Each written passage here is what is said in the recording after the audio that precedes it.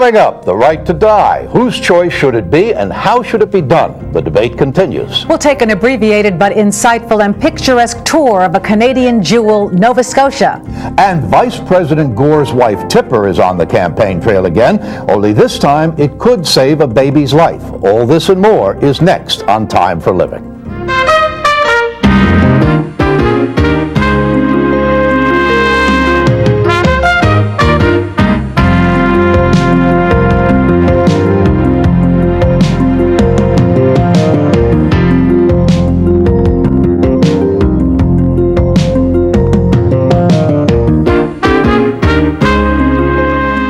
Welcome to Time for Living. I'm Howard Nielsen. And I'm Janet Jagalian. On today's show, we'll take a look at a new campaign spearheaded by Tipper Gore that may help prevent sudden infant death syndrome, also known as SIDS or crib death. We'll tell you about an annuity that goes up as the Standard & Poor's index goes up, but if the S&P goes down, your annuity won't. Steve Burke explains in today's Health, Finance, and More. And of course, we'll have this week's Second Effort Salute, take a trip to Nova Scotia on today's Traveling Around, and much, much more. To get started, we begin with a very serious topic that continues to attract a lot of debate: physician-assisted dying. In this report, we introduce you to a woman who eased the stress of her parents' death. She did it by preparing what is referred to as an advance directive. While it may sound like a will or trust, its impact can make a very tough decision a little easier. Time for Living's Carolyn Murdoch has the story. Judy Kramer writes a weekly column for a local newspaper about the joys and trials of caring for aging parents. And she knows the pain of having to make one of the hardest decisions in the world: allowing a very ill parent to die. Once the decision was made, there was a sense of relief. Relief that the decision had been made, relief that her suffering would be over. Judy's mother had prepared an advance directive. It instructed Judy to allow her mother to die when the burdens of continuing to live become greater than the benefits. Having the advance directive meant that I could make this decision, and I had no guilt because I had discussed it with my mother beforehand. I had discussed it with my father. I had discussed it with my brother. Advance directives are statements outlining your wishes with respect to health care. Usually, they address two things. One, spell out any particular wishes, important values or preferences that you have with respect to treatment, particularly end-of-life treatment, but it could be other things. And name a proxy, name an agent, as we say, to be your spokesperson when you can't speak for yourself. Maybe most importantly, advance directives make the process of death and dying easier on family members. We see time and time again families who have to make decisions for a mother or a father who've had no advance directive, who have no instructions ahead of time. And it's a very agonizing position to be in. But even with an advance directive, the decision is still a difficult one. Less than 8 weeks after Judy Kramer's mother died, her gravely ill father took a turn for the worse. She had to implement his advance directive. He died soon after. It hurt to have to make the decision, but my parents minimized that hurt, and in a way, they saved me a great deal of pain, and I'm very grateful to them. I'm Carolyn Murdoch. Time for Living. When we come back, we'll talk with the executive director of the Hemlock Society USA, an organization lobbying for voluntary physician aid in dying, so stay with us.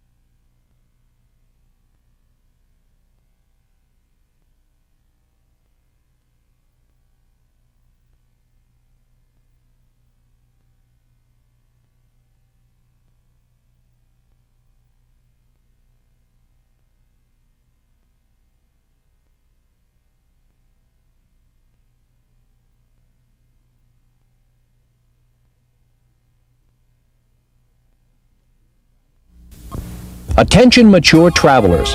Grand Circle Travel invites you to discover the world in a whole new way. When you call for your copy of the world's best travel values, absolutely free. Inside, you'll discover a completely new way to travel that's planned and paced exclusively for mature travelers. At last, discover the joy of meeting local people in the places you visit and learn about their unique culture and customs and experience their greatest art and architecture.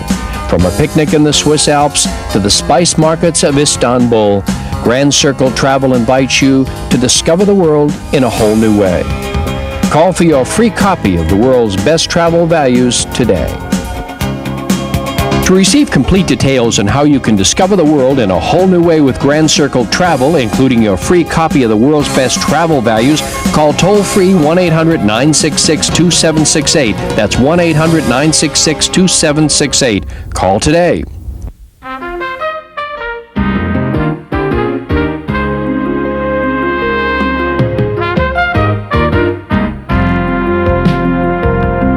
Welcome back to Time for Living. While most of us are familiar with Dr. Jack Kevorkian, the doctor who assists individuals requesting his aid to die, most of us may not be familiar with the Hemlock Society USA, founded in 1980.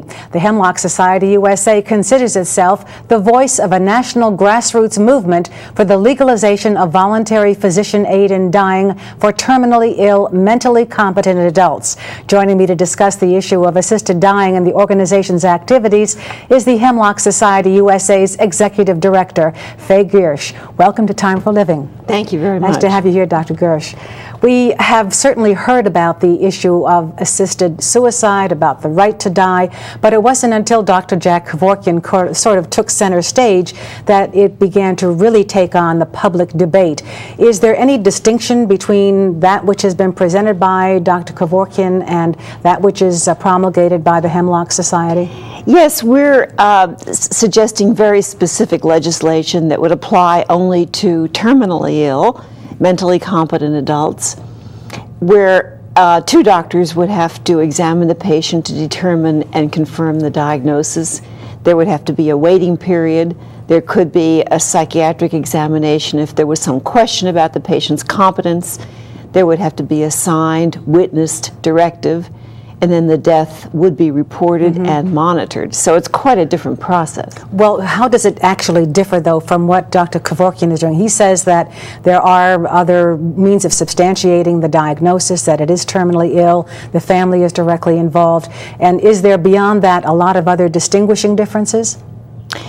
No, except that the patient would go to his or her treating physician, a treating physician who, of course, would want to do that. Yes. And the law as it stands now and what the Supreme Court is deciding would only apply to terminally ill patients, and he does help other patients.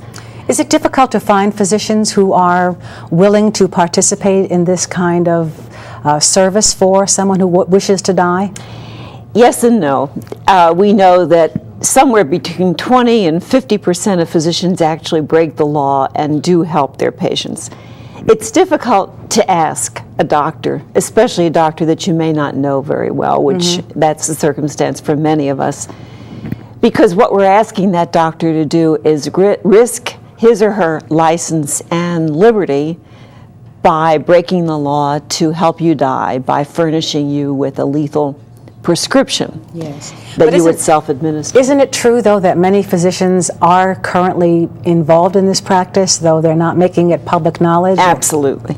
So in a way, this would be a means of clearing the air and allowing them to provide the kind of necessary service that someone truly requests, and that is in compliance with the family as well. That's right.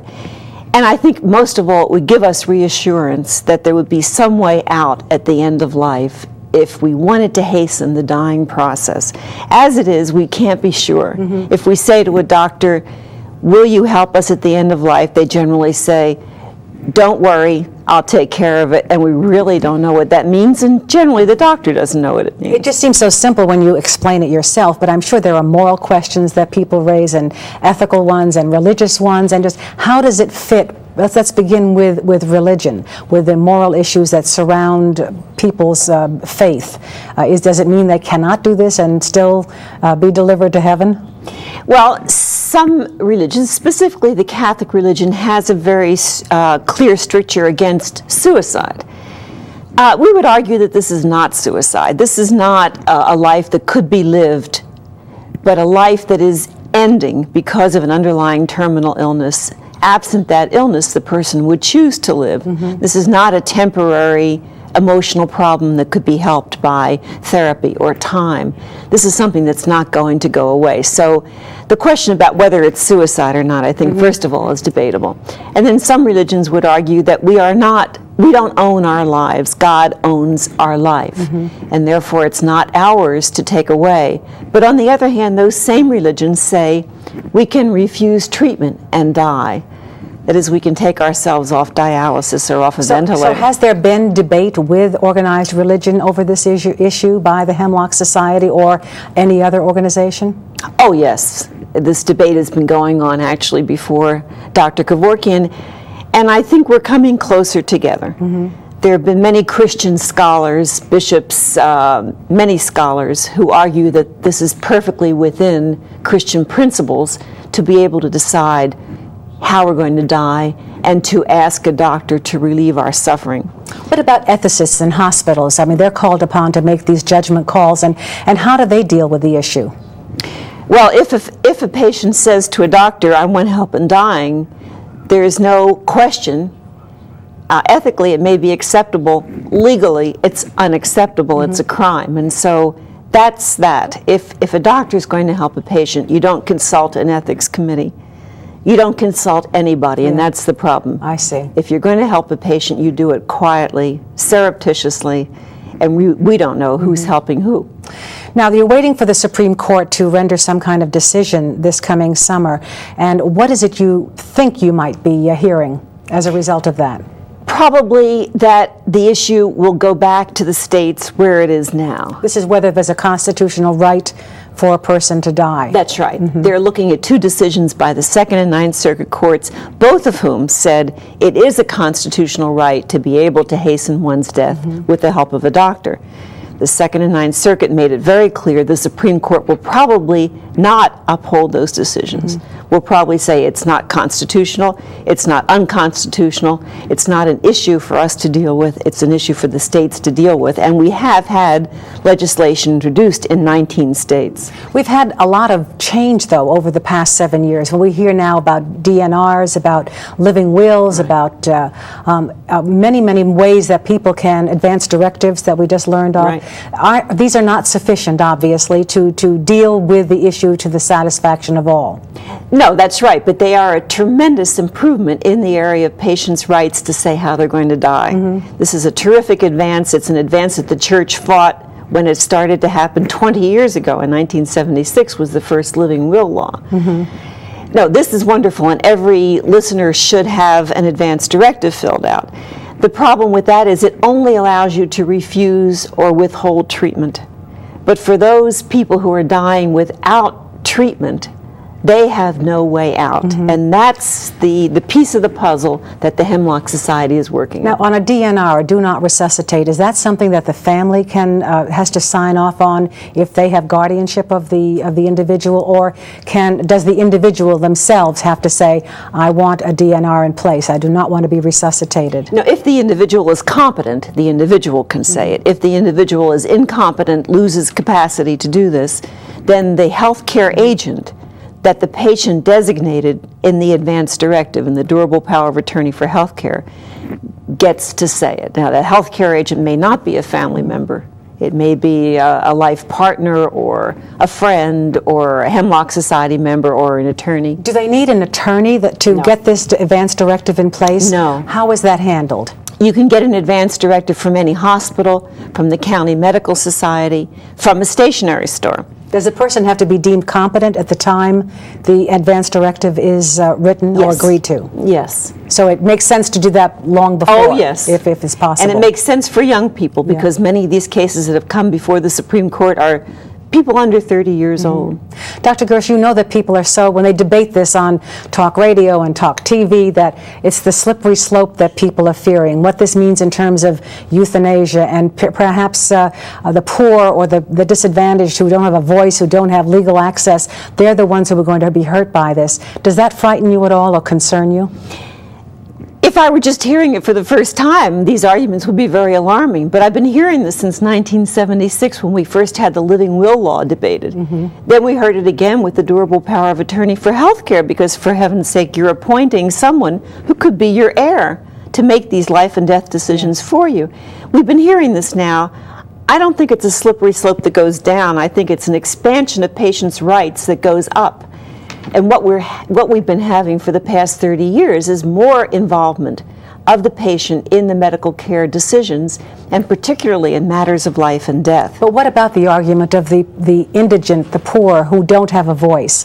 Will they be, do you worry that perhaps an action may be taken against them because costs of health care are so expensive? Yeah, but I'm saying that the same arguments that are made for the right to get help in dying are made for the right to refuse treatment. That is, it's much easier to say to a poor patient, why don't you not get another round of chemotherapy? Why don't you take yourself off dialysis now? Why don't you take yourself off the ventilator and choose to die? So if there's going to be pressure from HMOs, from doctors, from whatever, it's going to be to ask people to refuse treatment. But no one's suggesting that the right to refuse treatment be rescinded because there could be pressure on the poor. If you're a poor person or a minority or an elderly person and you want help in dying, you have to go through the same hoops that everybody else has to go through. Well, tell me about hospice and the fact that it's not available to everybody throughout the country, obviously, but it is an alternative, and many people find that this is the comforting way for the last few months of your life. And do you feel that hospice should also have the right to assist in the dying as well? Well, for me personally, I don't want to have to make a choice between choosing help in dying and choosing hospice. It seems to me they're not mutually exclusive. So we support hospice, we support access to hospice for everyone. But the difference between the Hemlock position and the hospice position is that we want the patient to have a choice. Hospice neither prolongs nor hastens death. But for some people, the hastening of death is a merciful thing. They are suffering so much. Yes. Or their bodily integrity, who they are as a person, has completely disappeared. There is no quality of life. And in that case, if they're getting hospice care, they should be able to hasten their death under hospice supervision, under the supervision of their own physician. There are people who say that the reason that people wish to die may be because of pain, maybe because, as you mentioned, the quality of life has diminished or there is none, or that there's suddenly a dependence on the family and it's so painful for them to have to witness and experience. But what, in your view, is perhaps the most critical reason why someone would choose this route? I mean, there are others who also say that they're so depressed because of their status in life at that point, that it's the depression talking and not themselves. Well, the depression is not the kind of clinical depression that we see in a 20-year-old that was just jilted. We're talking about depression because the quality of life has diminished to nothing, because they're completely dependent. And often when a patient finds out that they can get help in dying, the depression lifts, and they die a gentle, peaceful, happy death once they know that there's an out. Or often, even knowing that there's an out, the depression lifts, even if they don't choose to hasten their death. But it's very depressing to a person to know that this could go on for weeks or even months. So it's not pain, although pain is undertreated severely in this country. We have to get better pain management. People shouldn't die, choose to die because of pain. Right. But it is the emotional suffering at the end of life, the fact that the quality of life has disintegrated, the fact that we are totally dependent, the fact that we've lost control of the things that are most important to us. Bodily functions, inability to speak, to swallow, to breathe easily. And the who we are as a person often disappears at the end of life. And so what we're saying is we would like the option to hasten death by a couple of days, a couple of weeks. And certainly we've heard about the financial expense of that comes with the end of life, and the fact that that somehow is so overwhelmingly much more than that which is spent during the individual's entire life. Which is understandable, of course. If you're going to be sick, that's when you're going to be sick. But a lot of the measures that are so expensive and so traumatic to the patient and to the family are futile measures. They don't prolong life, and they're not effective. And there's more and more interest in medical futility now.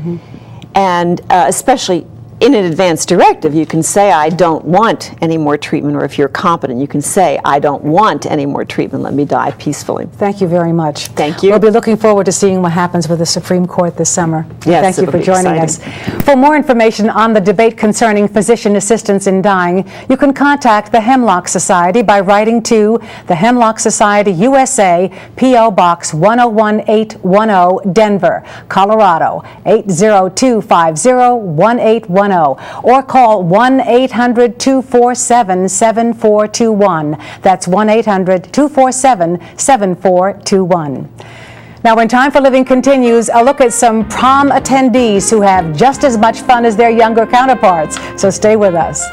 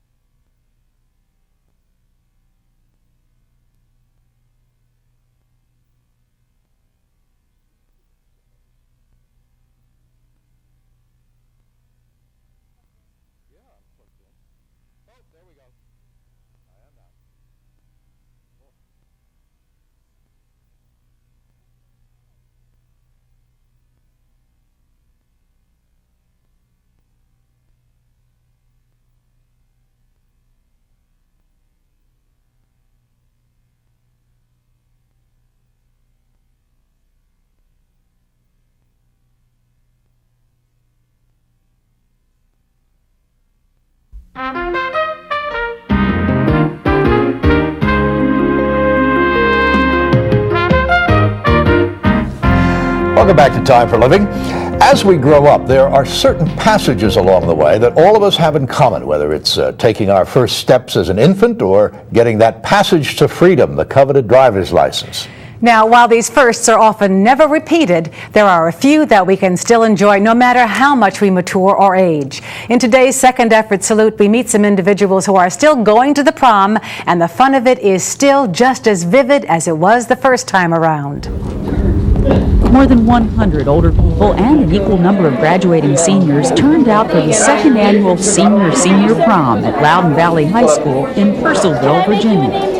The students and seniors coupled up and participated in traditional prom festivities. Corsages were pinned, prom pictures taken, and the prom king and queen were crowned. It was on the dance floor where the two generations really bonded. We're going to learn the electric slide, folks.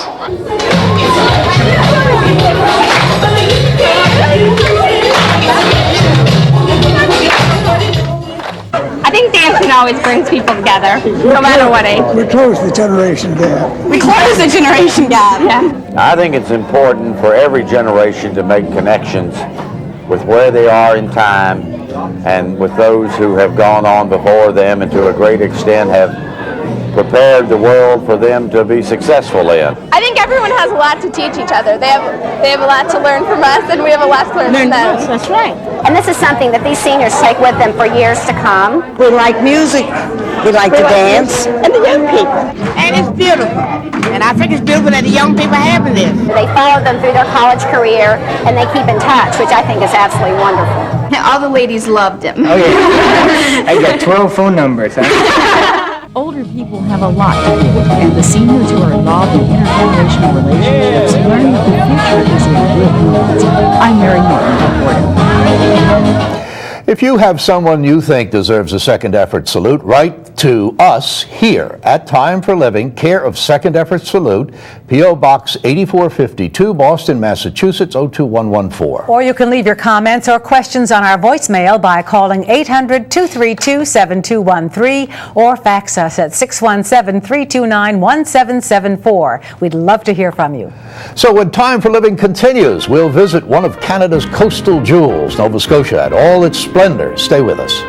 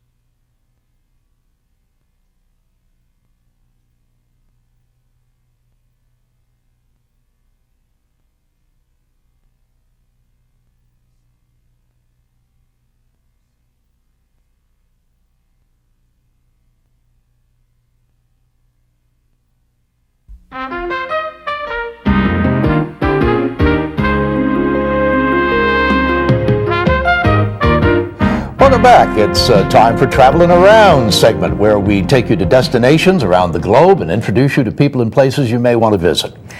Well, today we're going coastal and inland to one of Canada's jewels. While a cruise is probably the best way to see this beautiful coastline, Time for Living's Rex trailer makes sure we see all that Nova Scotia has to offer in today's Traveling Around destination. Welcome aboard the Scotia Prince. You know, each day this ship carries about 800 passengers from Portland, Maine to the shores of Nova Scotia. And it does that overnight trip in about 11 hours. But today we're going to save you a little time. We'll take you on a quick tour of this jewel of the Canadian Maritime Provinces.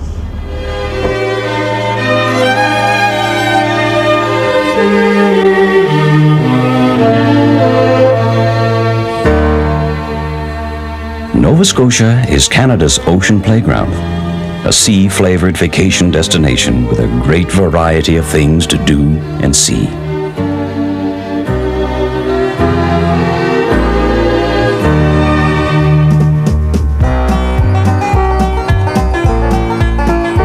Nova Scotia is the festival province of Canada, with some 400 community festivals, events, and celebrations all year long.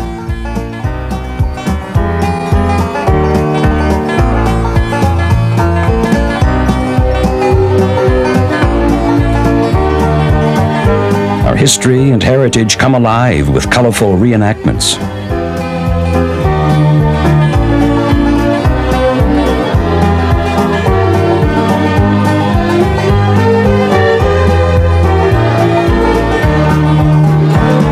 Nova Scotia is surrounded by the sea, and our coastline stretches for some 4,600 miles.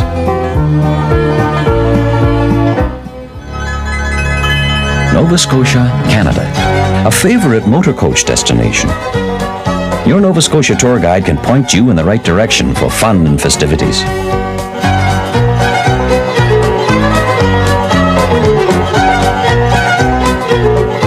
Oh, the great Nova Scotia. Your motor coach tour may include accommodations in some of Nova Scotia's finest resort hotels. You may choose to stay in one of our country inns, reminiscent of 19th century gentility.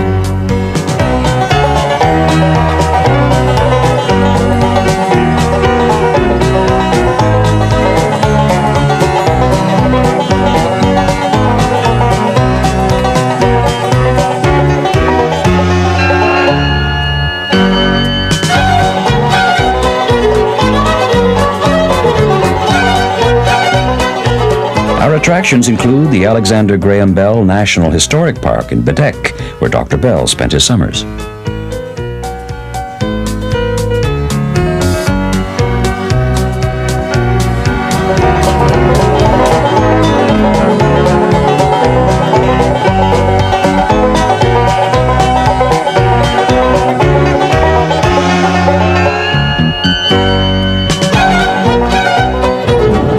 Welcome to Nova Scotia!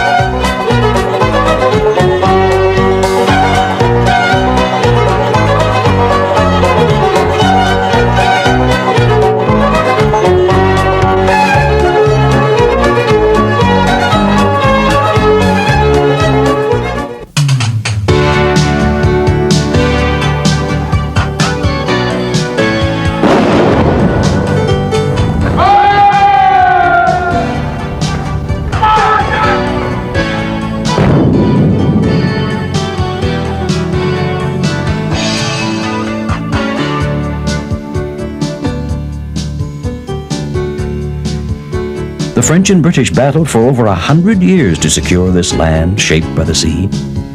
Today, their forts live on to tell the tale.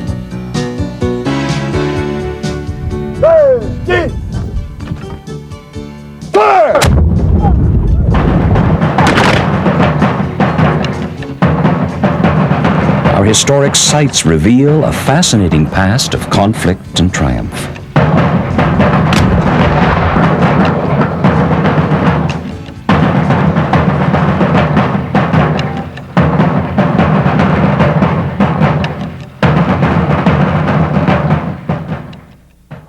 Our Acadian heritage dates to 1604 when Champlain founded the Port Royal settlement.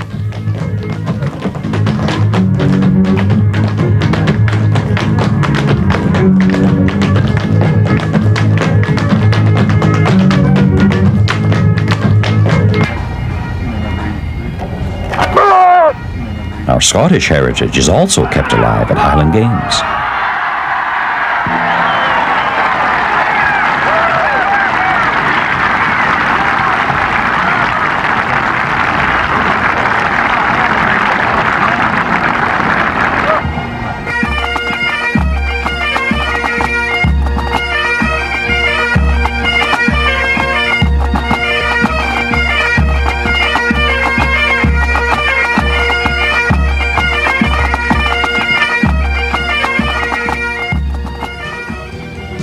Living museums bring the traditions and customs of yesteryear back to life.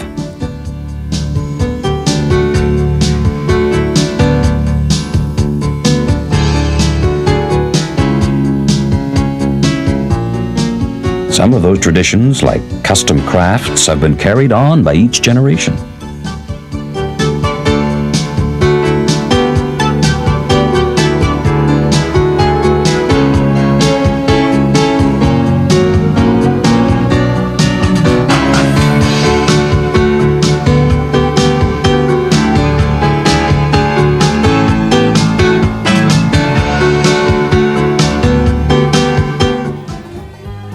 Scotia. A land shaped by the sea, a great vacation destination. Come visit us soon. Nova Scotia, Canada. So much to see.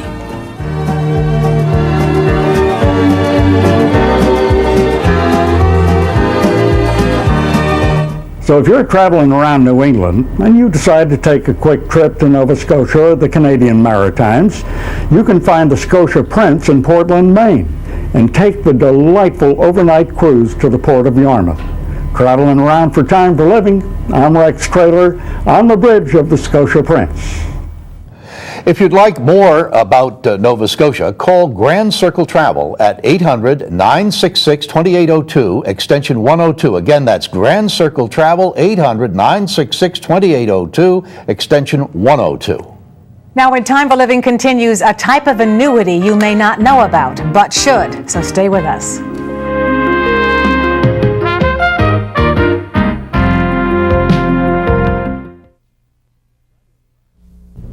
Traveling Around is brought to you by Grand Circle Travel.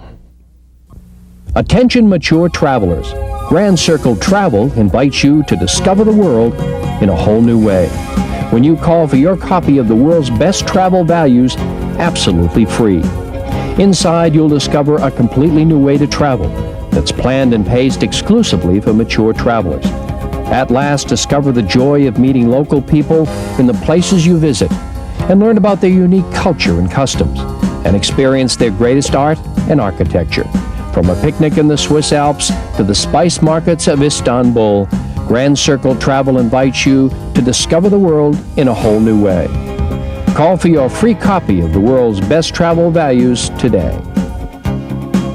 To receive complete details on how you can discover the world in a whole new way with Grand Circle Travel, including your free copy of the world's best travel values, call toll-free 1-800-966-2768. That's 1-800-966-2768. Call today.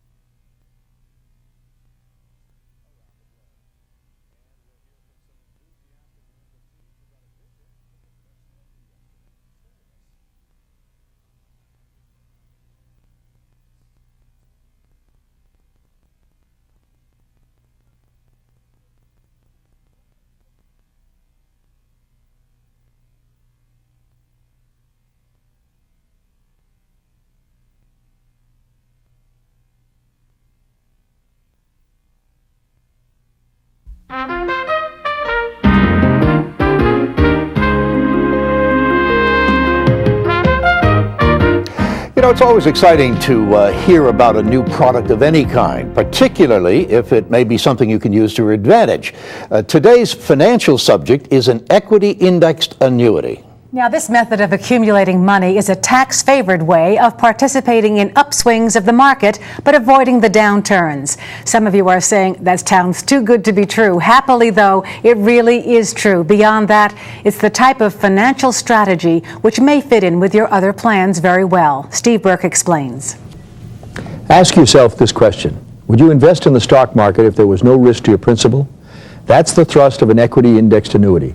Returns are based upon the performance of the stock market. Also, as long as you stay with the product for the term of the contract, there can be low loss of principal. Even if the market goes down, there is no loss of your money. But if the market goes up, you can participate. That's just some of the good news. But before you all leap to your phones, let's look at some of the areas where you need to be cautious. As you can imagine, there are a number of equity indexed annuities on the market. Each has its own characteristics, so it's very important to know exactly what the contract offered will do and won't do. For example, if you should withdraw from the contract before it runs its course, there will probably be a withdrawal penalty. Different companies have different early withdrawal penalties, so be very sure you know what happens if you should change your mind and want to or have to withdraw your money, all or part of it. In most cases, equity indexed annuities are tied to the S&P, Standard & Poor, Composite Stock Price Index. This index was first introduced in 1923 and is often referred to as the S&P 500, which is another way of saying that the index consists of 500 United States stocks. Companies like AT&T, American Express, Home Depot, and Walmart are included in the grouping, which gives a very good indication of what the stock market is doing day to day. Be aware, however, that there are some other indexes which are used by some insurance companies, so make sure you know the index on which performance is based and that you understand it. It's also important that you understand the concept of equity indexed annuities and how your company's product works in comparison to the broad philosophy of the industry. Very simply, if the stock market goes up, you get your principal and a percentage of the increase in the S&P market. Should the S&P crash or go down to any level, your principal is guaranteed 100%, no loss. Each company has its own variations in this, so make sure you understand the formulas or percentages used by the company you are discussing the equity index annuity with. Some of the questions you should ask or have answered by your agent are, what percentage of the rise in the market do I participate in? 75%, 90, 100%, or what? How long is the term of the contract? What are the withdrawal fees? What percentage of my value am I allowed to withdraw each year? What happens to my principal should I die? As in any contract, there are points to be considered very carefully. If you are confused or uncomfortable with your lack of understanding relative to the information presented to you, don't do anything. You don't need to be a technical expert, a lawyer, or an actuary, but the simple facts should and can be clear to you. The concept of an equity indexed annuity is a very simple one. If the stock market goes up, you participate in the gain. Should the market go down, your principal is 100% safe as long as you don't leave early. Unlike the old game of heads I win, tails you lose, the equity indexed annuity is market up, you win. Market down, you don't lose.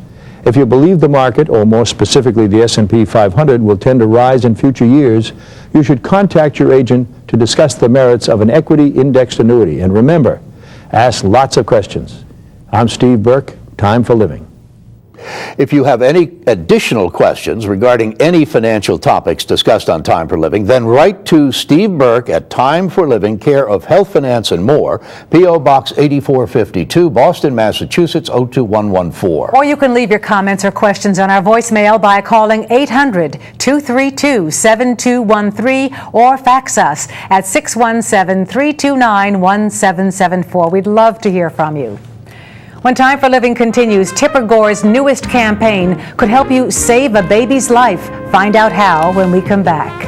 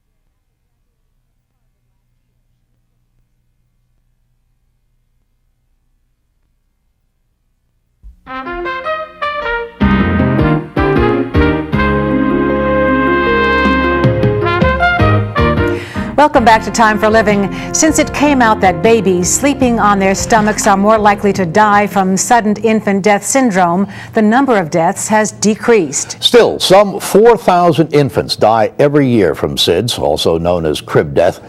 Well, now Vice President Al Gore's wife, Tipper, is joining in the campaign to save more babies' lives. Mary Norton tells us how.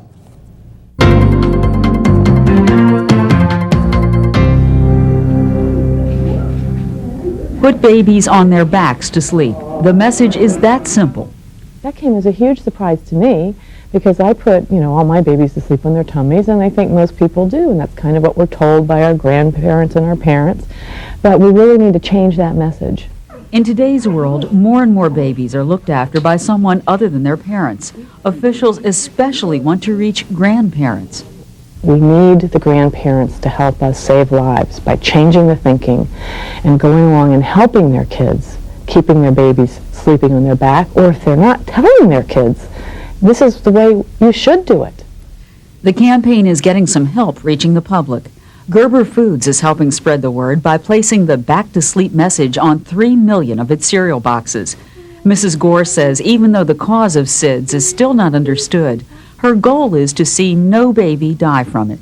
Scientific evidence now clearly states that putting babies to sleep on their back reduces the incidence of sudden infant death syndrome. That saves lives. I'm Mary Norton reporting. Mrs. Gore is also calling on public and private groups to reach populations with the highest incidence of SIDS. African American and Native American babies are more likely to die from SIDS. Now let's take a look at an important medical issue, prostate problems, and there are 2 major prostate problems that afflict men as they age. The first, benign prostatic hypertrophy, BPH, occurs in more than 25% of men over the age of 60, and the other, clinically relevant prostatic cancer, affects about 15% of the males over 70. It is also the second most common cause of cancer deaths in men over 75. It is important for men to be aware of the symptoms of BPH and prostate cancer because both conditions are very treatable. Ignoring the symptoms can result in impairment of the quality of your life as well as your longevity. Dr. Alan Abrams tells us what those symptoms are, how we can be more attentive when it comes to our prostate in this week's Medical Minute. Both prostate cancer and BPH have similar symptoms in the early stages. However, some prostate cancers present without any symptoms at all. To discover whether you might have a prostate problem, you should ask yourself the following questions. Has there been a significant decline in my urinary stream? Do I need to strain to void? Is there a long pause between trying to void and beginning to void? Is there a change in the flow on a regular basis during the course of a urination? Do I feel like my bladder does not completely empty? Have I ever lost urine, including right after voiding? Does my urge to urinate come on suddenly and forcefully? Do I get up in the middle of the night 2 or more times to urinate? Any of these symptoms may be evidence of a prostate problem. Anyone who would have answered yes to these should consult with their physician.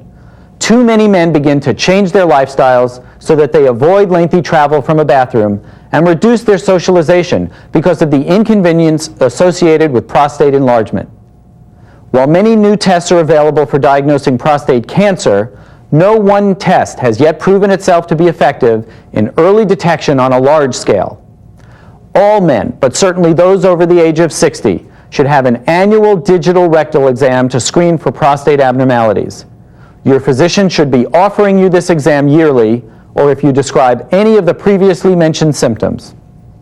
Prostate cancer and BPH can seriously affect both the quality and length of your life. If treated early, prostate problems become insignificant intrusions in the enjoyment of your later years. This is Dr. Alan Abrams with your Medical Minute. If you have any questions regarding any medical topics discussed on Time for Living, then write to Dr. Alan Abrams at Time for Living, care of Medical Minute, P.O. Box 8452, Boston, Massachusetts 02114. Or you can leave your comments or questions on our voicemail by calling 800-232-7213 or fax us at 617-329-1774. We'd love to hear from you.